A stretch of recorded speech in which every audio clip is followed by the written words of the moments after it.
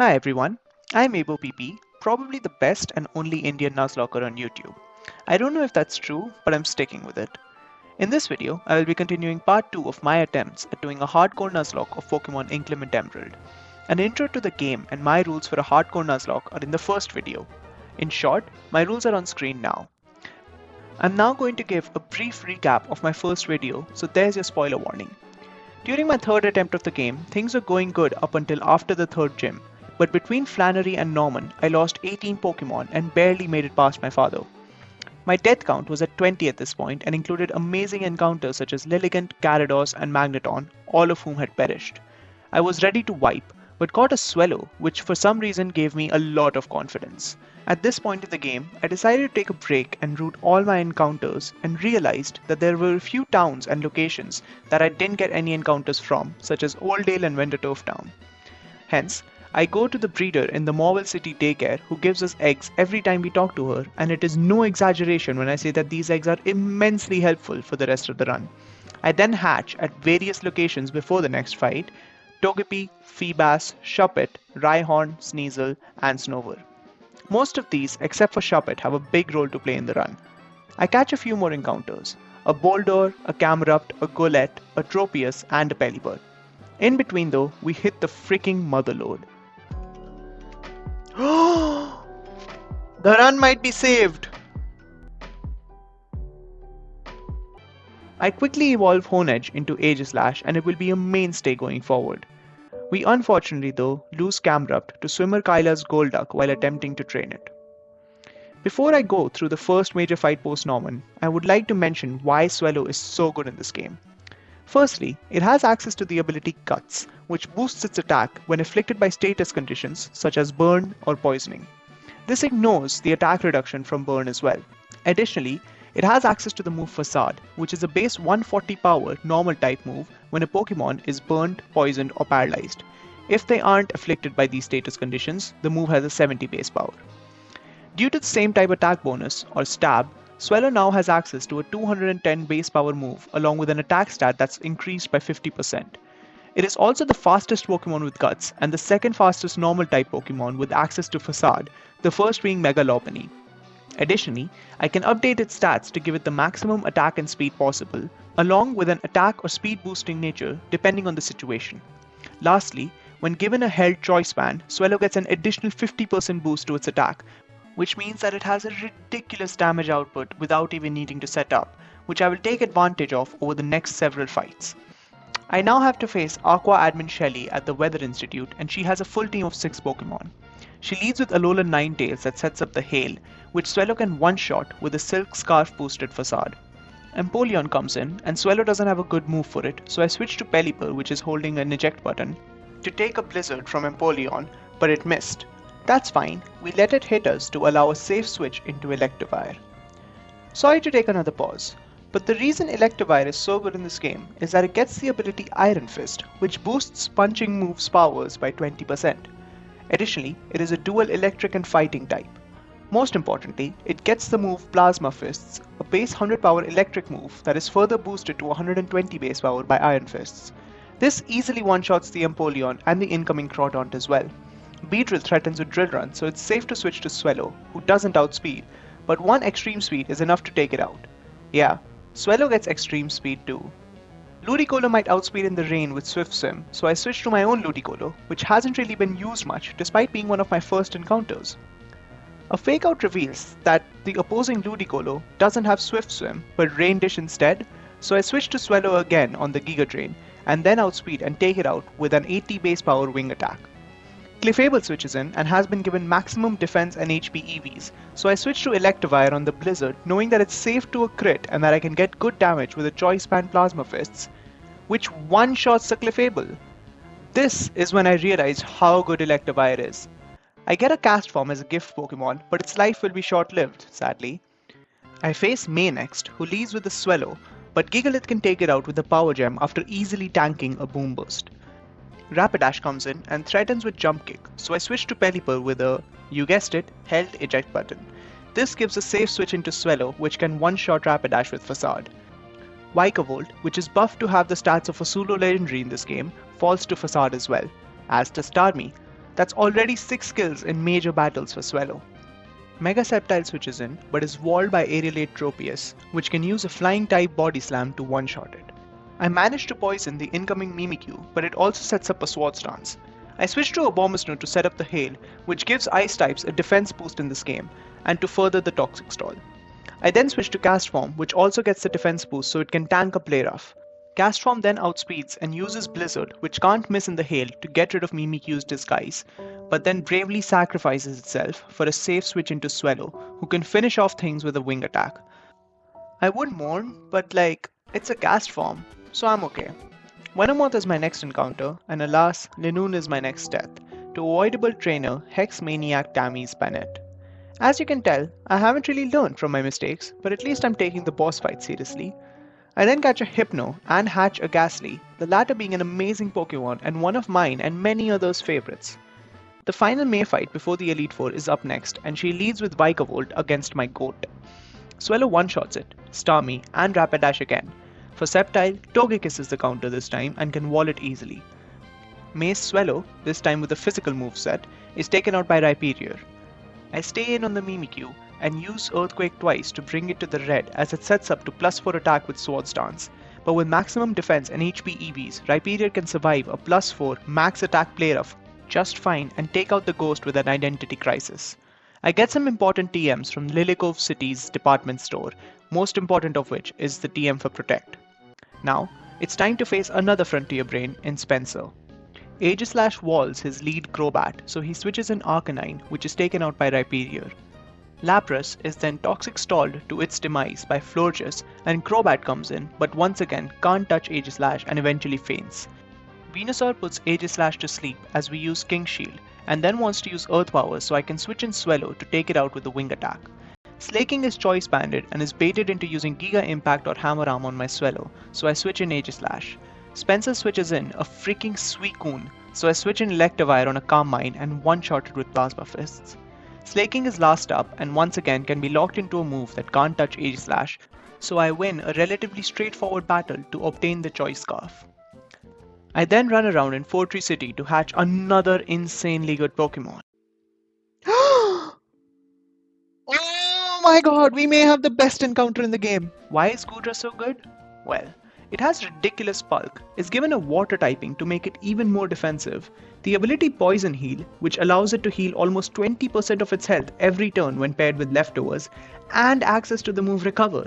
Need I say any more? Anyway, now it's Winona time. This would be a double battle, and she has an incredibly tough team, with Gyarados and Hawlucha to lead, followed by Dragonite, Aerodactyl, Altaria, and Emolga.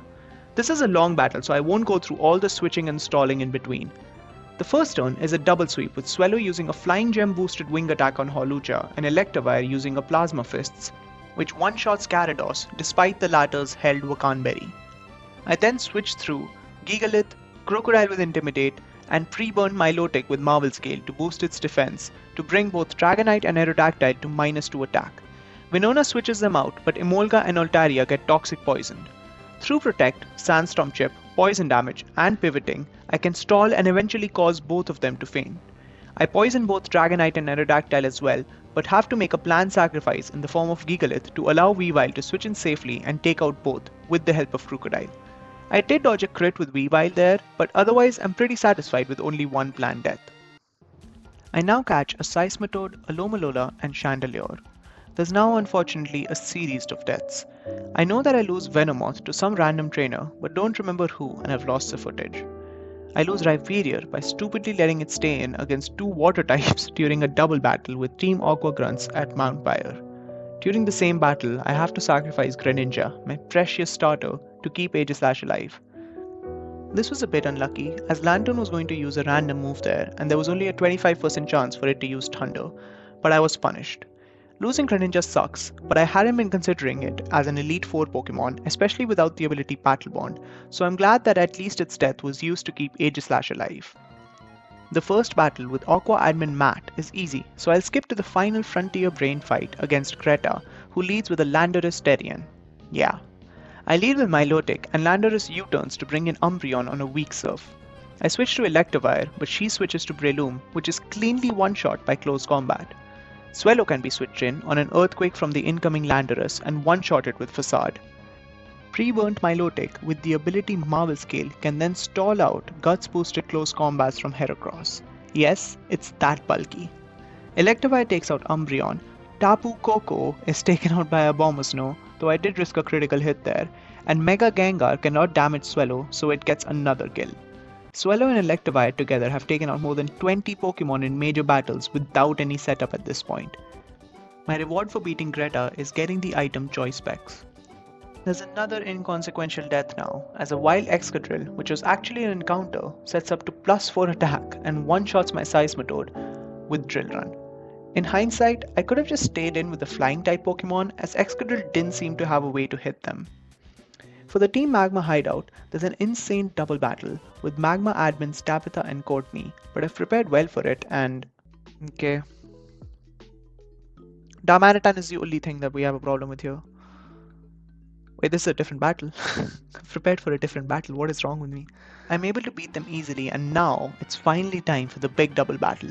And Ludicolo is going to show me why I was wrong to bench it for so long. I lead with Dugtrio and Pelipper, and the latter's Drizzle goes after Ninetales' Drought, so the rain is set up. Dugtrio one-shots the Ninetales with Choice Band Earthquake that also brings Gigalith down to the red, and Pelipper takes it out with Brine.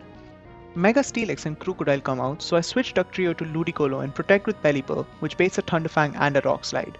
Ludicolo takes the Rock Slide easily, and with his Choice Specs along with Surf and Swift Swim under the rain, it outspeeds and cleanly one-shots Crocodile, Mega Steelix, Mega Houndoom and Darmanitan for a very easy victory. Maxi time, and he leads with a level 70 Groudon, and I lead with Pelipper to set up Drizzle. Ludicolo survives a Stonehenge crit to take it out with Giga Drain. Aegislash, Pelipper, Togekiss and Goodra help take out the rest of his team pretty easily. I then catch and execute, treat a legendary with no respect. Oh, there's a Heatran there. Yeah, we can just run from it. Okay, bye Heatran. Catch a Golbat, hatch an Emolga, and then defeat Matt again with no real troubles. What does trouble me, however, are these next few seconds on stream. What? Why can't we? Yeah, okay. What is wrong with this game? Oh my god. I genuinely have no defense or anything to say for my complete disregard there. I catch a Chelicin, go into the trick house for some useful items like the Expert Belt and Rocky Helmet, and lose Crobat during one of the battles. I also lose Togekiss during one of the gym fights in Moss Deep City. Both these Pokemon weren't in my plans for the Elite Four, but are pretty big losses nevertheless. However, I have no time to mourn, as next up is the all-important Tate and Liza fight. In this game, it's an inverse battle, so type matchups are switched around. I lead with Electivire and Chandelier, which use Plasma Fists and Flamethrower to one-shot Claydol and Mega Slowbro respectively. Reuniclus and Executor come in, so I switch Chandelier to Emolga and one-shot Executor with Plasma Fists. Emolga has Lightning Rod, so Reuniclus's Thunder, which would have been super effective on Electivire, is redirected, but for some reason the text also says that the attack missed, so I think that's a bug. Solrock comes in, and I have to sacrifice Emolga here. I double up on the Solrock to take it out, but Emolga goes down to Aura Sphere from Reuniclus. A short life, but a very vital contribution by Emolga there. Swellow can come in and take out the incoming Lunatone with Facade, while I switch Electivire even though it could have just one-shot Reuniclus with Expert Belt boosted close combat. At this point though, it's a 2v1, and despite Chandelier getting paralyzed, Swellow can one-shot Reuniclus with Facade, and I have the 7th gym badge, once again with just one planned death. Up next is the potential run-ending double battle versus Team Magma in the Moss Deep City Space Center. However, Pelipper makes this very easy with a Lumberry and Protect, thus baiting Team Magma's Pokemon's attacks and letting Stephen's Pokemon take them out slowly. I switch to Milotic in between for its defensive prowess, and I eventually take out Courtney's side to make it a 2v1, from which point on it's basically a formality. That was way easier than I thought it would be. I catch a Wailmer, hatch a Ponyta, catch a Corsola, and then, well, you get to hear my reactions again. Oh! Yes! Let's go! Wow. Now I have some of the best Pokemon in the game in Swellow, Electivire, Salamence, Goodra, Milotic, Ferrothorn and Aegislash. The egg encounters gave me like 5 of these. A lot of the eggs hatched are dupes, as you can see on screen now, so it's not like I just happened to get these Pokemon. I just think that the game gives you a lot of chances to get great Pokemon, and I really appreciate that. Aqua Admin Shelly is a sweep after I set up Substitute and Quivotance with Ludicolo under the rain. Archie leads with Kyogre as expected, but it's one shot by Electivire. Goodra can Toxic Stall Poliwrath, Electros, and Sharpedo. Ferrothorn and Milotic take out Archie's Goodra, and it's a long drawn out Evo PP stall for Tentacruel with Ferrothorn and Goodra before Aegislash can safely take it out. I then catch a Sharpedo, a Clamperl, and a Mawile, and also hatch a Wimpod. I also release a Pikachu that I had accidentally hatched in a route that I already had an encounter for. I did this with no remorse, and I think the Pokemon gods cursed me for mocking their mascot like this and mistreating it, because very soon after this, we might have innards out.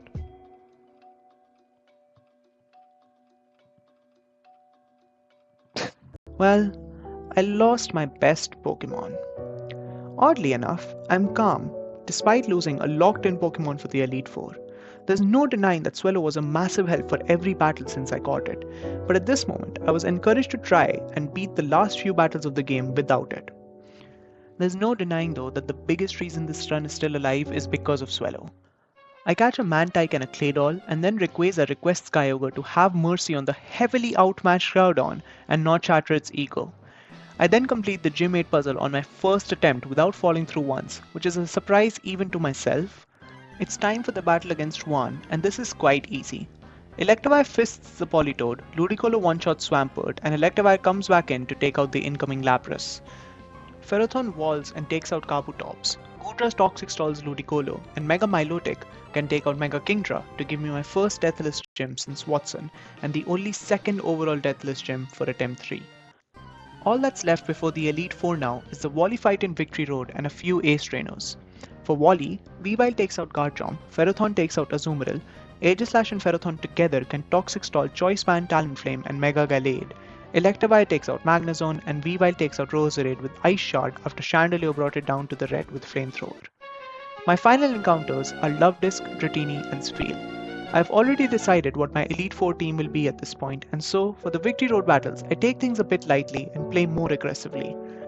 Due to this, I lose Executor and Florges. The latter is a big loss because Dabebe had been a part of my team for a long time and had been a consistently good team member in the specially defensive Pokemon slot, thus making many battles much easier. Thanks for all your help, buddy. The final deaths on Victory Road include Mantine and Gengar. Elite Four time, and this is my team. Electivire, Weavile, Salamence, Goodra, Ferrothorn and Aegislash.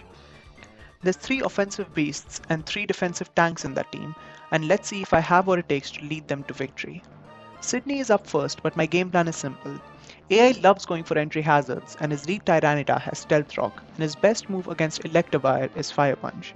So I take this opportunity to set up with 1 agility and a couple of power-up punches, taking a healthy chunk of damage in return, but Electivire gradually heals that back through Shell Bell.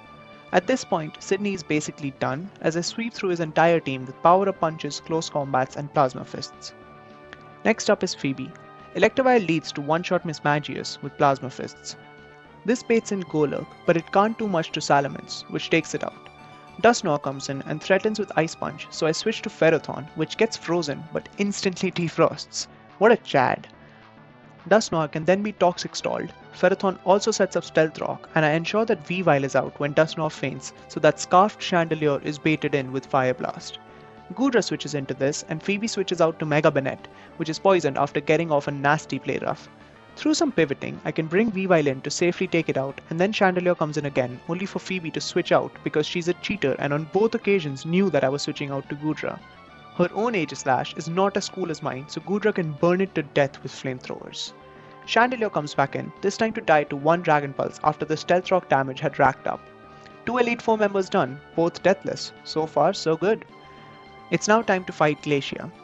She leads with a Abomasnow to set up the hail and then switches to Glaceon with a Life Orb and all the coverage in the world. As she does this, I waste a Protect when I should have gone for Stealth Rock with Ferrothorn. Goodra switches in on the Fire Blast but heals back to full due to leftovers and Poison Heal. I can then Toxic Stall the Glaceon and finish it off with Flamethrower. Frostlass comes in and does an absurd amount of damage with Freeze Dry on Weavile due to a new ability called Whiteout, which boosts the power of Ice-type moves during Hail. I have to risk a crit here, and I'm thankfully not punished, so Frostlass falls to 1 Night Slash. Mamoswine comes in and is going to cause a lot of problems. I pivot through Salamence twice to get off Intimidates, but as I should have figured out by this point of the game, Glacia switches Mamoswine when it's at -2 attack and brings in Mega Glalie, which is an ice and rock type but can easily be Toxic Stalled to death. Mamoswine comes in and I expected to go for max damage on Goodra with Earthquake, so switch to Salamence, but Glacia reads me like a book and goes for Icicle Crash instead. Thankfully, due to a held Yachi Berry, which can halve the damage taken from a super effective ice type move once, Salamence survives at 76 HP. I switch an Aegislash on an Ice Shard and stay in on an Earthquake, whose damage is halved due to a held Shuka Berry, which is a ground type Yachi Berry. This lets me get off a super effective Cut, which does a little over 50%. I switch to Ferrothorn and now expect to bait Superpower, which would be the highest damage output, and switch an Electivire, but Mamoswine goes for Earthquake, which leaves Electivire with just 15 HP after hail damage. I then switch in Weavile, expecting an Ice Shard, which crits and brings Weavile down to 30 HP. A quick calc tells me that Glacia does not see the kill with Ice Shard at -1 attack and should go for any of the other 3 moves that Mamoswine has. I stay in, use Brick Rake, which mercifully kills and takes out this monster that destroyed almost all of my team. The rest of the battle is stalling out a Bombersnow, which is Scarfed, and Walrein, which only has Super Fang as a damaging move, with the help of Ferrothorn, Aegislash and Goodra. Walrein could not Toxic Stall any of these 3 and thus was rendered useless. Somehow, someway, I have defeated Glacia deathless as well, but most of my team was left inches away from catastrophe. The final Elite 4 member is Drake, who leads with Dragalge and I lead with Focus Sash Weavile. I use Icicle Spear, which gets a 3-hit to take out Dragalge. Como-O comes in and has Shell Smash, which is worrying, but Weavile doesn't let it do a thing by getting a 4-hit with Icicle Spear to one-shot it. Garchomp comes in with a held Yachi Berry, but Weavile has no time for this and gets another 3-hit Icicle Spear to take it out. Weavile only gets a 2-shot on the Naganadhal, yes, a Naganadhal, which means it can get off a Fire Blast which would have only threatened a kill if it got the 10% burn. Weavile outspeeds and takes it out for its 4th kill of the battle and has already done way more than I expected it to. I switch it out on the incoming Mega Salamence to my own Salamence with a held Haban Berry, which is like a Yachi Berry but for Dragon type moves. At -1 attack, an Aerialade boosted Double Edge from Mega Salamence is not enough to one-shot my own Salamence, so it sets up a Dragon Dance to cleanly one-shot its better version with Dragon Claw. A final Outrage on the incoming Serperior, which is part Dragon type in this game, nets me a very easy final Elite 4 victory. Weavile owned that fight. It's now time for the final battle of this Nuzlocke against the champion, Wallace. Fair warning though, this battle involves a lot of Toxic Stalling. I lead with Goodra and he leads with Wailord, which can only do pitiful damage to my purple dragon, so Wallace expectedly switches out to a freaking Latios, which gets Toxic Poison. A switch to Aegislash, which walls it, leads to Wallace switching in Whiscash as I set up Substitute. Aegislash can get off a Toxic on Whiscash too and then stall it out using Ferrothorn. Latios comes back in but is once again stalled by Aegislash, though I do risk a crit, but I'm not punished as I end up with a Substitute on Aegislash when it falls. Vikavolt comes in and uses Thunder but gets poisoned in return and eventually falls as Goodra tanks its moves easily. Mega Milotic and Ludicolo are also stalled with Toxic, and Wallace's last Pokemon, Wailord, is Scarfed and uses Earthquake on Ferrothorn, which seals its fate. I take it out using a 4-hit Bullet Seed, thus winning me the battle, the Pokemon League, and the run. Watching it back, I realized that the last battle was quite anticlimactic, but I stuck to what I believed was my most optimal strategy, and I'm proud of myself for that. I played around a few critical hits, but with 6 Pokemon going into the battle, I was fine losing a couple to win the run, and so I could afford to do so. Despite the mid-game being filled with loads of silly mistakes and rushed fights which caused a lot of deaths and almost wiped me on a couple of occasions, I am glad that the final 3 gym fights and the entire Pokemon League only had 2 deaths, both of which were expected. I thoroughly enjoyed playing through this game and hope that you enjoyed my videos on it. If you did, I ask you to please leave a like and comment and hit the subscribe button as that would greatly help me out and only take a couple of seconds of your time. Once again, if you have any feedback, I'm happy to hear it down below. I also did some of the post-game fights with Stephen, Cynthia and the game creator, so if you want to watch those, they're on my YouTube channel right now. Thank you very much for watching once again. See ya!